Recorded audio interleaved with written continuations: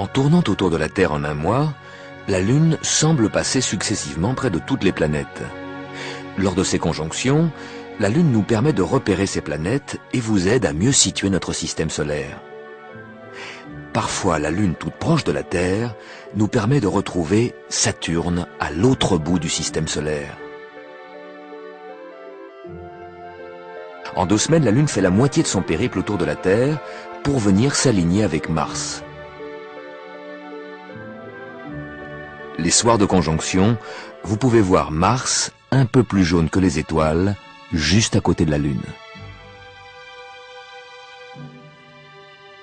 Mais attention, cet apparent voisinage de la Lune, de la planète Mars et des étoiles est trompeur. La Lune est toute proche, le clair de Lune nous arrive en 1 seconde.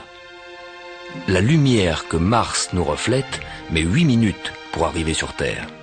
L'étoile qui est juste à droite de Mars est tellement éloignée que sa lumière est partie de là-bas il y a plus de 300 ans, au temps de Louis XIV. Les étoiles sont très lointaines, inaccessibles. Les planètes, elles, sont proches. Et nous sommes la première génération à avoir le système solaire à notre portée.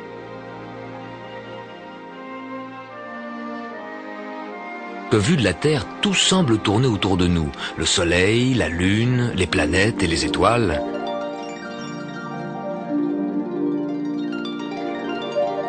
Ceci explique la perception de l'univers qu'avaient les hommes dans l'Antiquité. Ils plaçaient la Terre au centre de l'univers, sous la voûte céleste, et le Soleil, la Lune, les planètes et les étoiles fixés à cette voûte céleste en mouvement. Avec les planètes, cette théorie posait des problèmes. De temps en temps, elle revenait en arrière, elle décrivait comme Mars des boucles bizarres, et ça, on avait du mal à l'expliquer. Au Moyen-Âge, on mettait encore la Terre au centre de l'univers. Mais Nicolas Copernic eut une vision géniale.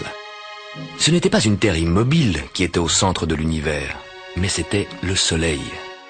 Et la Terre devenait une planète tournant en orbite autour du Soleil avec les autres planètes.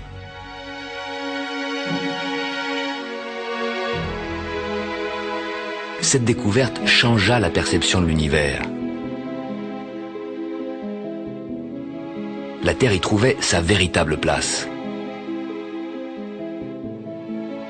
Si aujourd'hui, nous voyageons ensemble sur le vaisseau Terre en découvrant les mécanismes du système solaire, ayez une pensée pour Copernic, c'est un peu grâce à lui.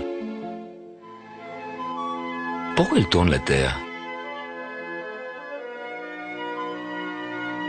Chaque masse qui prend un coup, une impulsion quelconque, un impact qui ne vise pas son centre, va se mettre à tourner. C'est ce qui ne cesse d'arriver à la matière depuis le Big Bang, l'explosion d'origine, il y a des milliards d'années. Donc, tout tourne.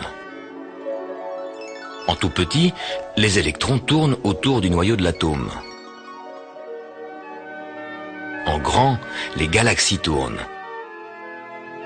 Les nébuleuses composées de gaz et de poussière tournent, se contractent, avec une grande masse au centre, le Soleil.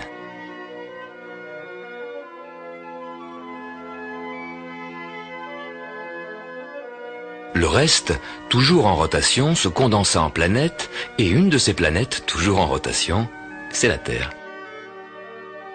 La rotation de la Terre, nous pouvons la voir. L'ombre d'une maison qui se déplace au cours de la journée, ou les rayons de soleil qui entrent par la fenêtre et qui glissent lentement sur le sol de votre chambre, c'est comme ça que tous les jours, à tout moment, sans instrument astronomique, vous pouvez voir la Terre tourner.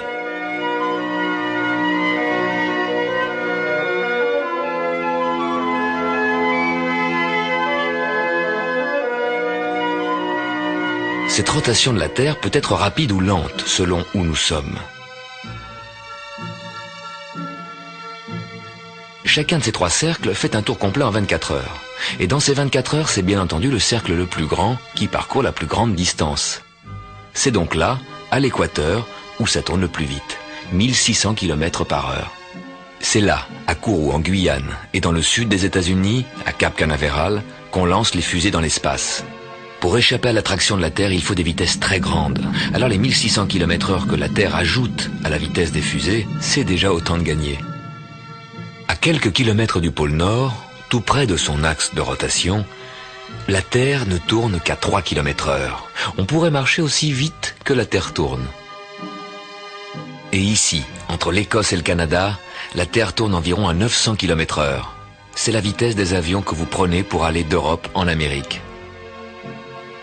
Un extraterrestre qui nous regarde de loin pourrait voir votre avion qui décolle à Paris, puis l'avion reste presque immobile, alors qu'en dessous la Terre tourne, puis quand New York vient se glisser sous l'avion, on atterrit. Vous arrivez en heure locale presque en même temps que vous êtes parti. Pour le passager qui vole de Paris à New York aussi vite que la Terre tourne, le temps s'arrête. Et pour celui qui veut téléphoner à son copain à New York, à midi par exemple, il risque de le réveiller car à New York, il n'est que 6 heures du matin. Pourquoi? La Terre tourne. Elle présente au Soleil chaque heure une autre de ses tranches, un autre méridien. Au méridien qui fait face au Soleil, c'est midi. Paris-New York, ça fait un quart de la Terre, le quart du tour complet que la Terre fait en 24 heures. Et le quart de 24 heures, c'est 6 heures. Paris-New York, 6 heures de différence. Le Soleil, à Paris, est au-dessus du méridien. Il est aussi visible à New York, il se lève justement à l'horizon. Et en même temps, à Tokyo, il se couche. Dans 6 heures, quand la Terre aura tourné d'un quart de tour et présentera au Soleil le méridien de New York, il sera midi à New York, et à Paris, il sera 6 heures du soir. On verra le Soleil se coucher à l'horizon. La rotation de la Terre amène chaque minute une autre ville, un autre pays, à faire face au Soleil. Chaque ville, chaque pays a une heure locale différente. Depuis qu'il y a le télégraphe et le téléphone, il fallait réglementer tout ça. Et la Terre a été divisée en 24 fuseaux horaires. Paris-New York, 6 heures d'écart. Est-ce une distance dans l'espace ou dans le temps? Les deux sans doute. Nous volons aussi vite que la Terre tourne, nos sondes spatiales rattrapent Jupiter et Saturne sur leur orbite. Nos dimensions humaines sont devenues des dimensions planétaires. Le système solaire est à notre portée.